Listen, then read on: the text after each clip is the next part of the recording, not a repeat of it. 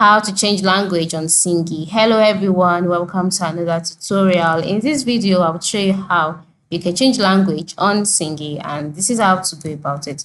So the first step is to log in into the Sygic account. Once you're logged in, on the home page, move to the top right corner where you can see 3 horizontal lines and then click on it.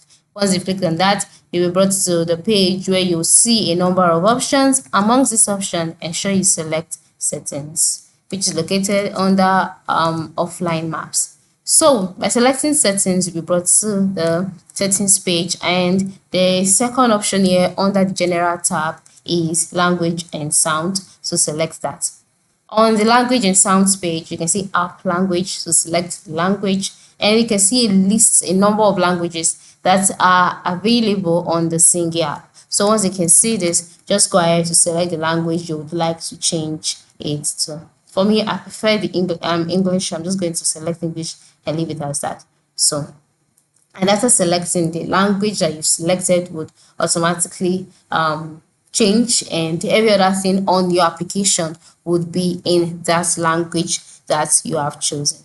So because you're wondering how to change your language, I'm sure this has answered your question.